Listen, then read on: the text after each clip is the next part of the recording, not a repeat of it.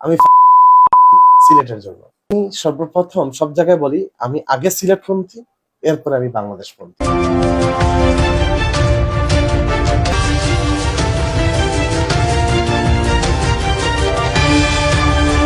আমি সর্বপ্রথম সব জায়গায় বলি আমি আগে সিলেট পন্থী, এরপরে আমি বাংলাদেশ পন্থী। আমি আগে সিলেটি। সো আমি যে যে কথাটা বলবো যে এটার জন্য আমাকে একসময় একজন উকিল আমাকে বলছে যে ভাই আপনার বিরুদ্ধে এটার জন্য আপনার দেশদ্রোহী মামলা হতে পারে, আপনি যে বাংলাদেশকে সেকেন্ড দেখেন আগে সিলেট দেখেন। আরে ভাই আমার উত্তর হচ্ছে আমি ফাঁসিতে যেতে রাজি সিলেটের জন্য।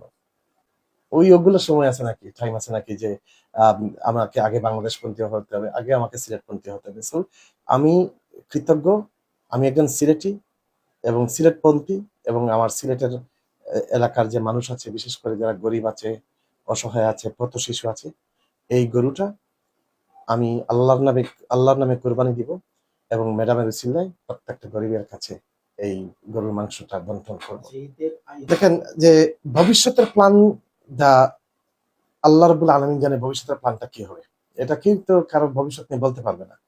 বাট আমি এতটুকু বলবো যে আমি একজন সমাজসেবক, একজন সোশ্যাল ওয়ার্কার, সাধারণ মানুষের কাছে যেতে পছন্দ করি। সাধারণ মানুষ আমাকে অ্যাকসেপ্ট করে, ভালোবাসে, আমিও তাদেরকে ভালোবাসি। সেই জায়গা থেকে আমি আম, আহ, এই যে সমাজ যে সমাজ সেবামূলক কাজ করে যাচ্ছি, সোশ্যাল ওয়ার্ক করে যাচ্ছি, এটাই হচ্ছে আমি এই লেগেসিটা ধরে রাখতে চাচ্ছি। আমার এখানে এর আগে পিছনে কোনো কিছু নাই।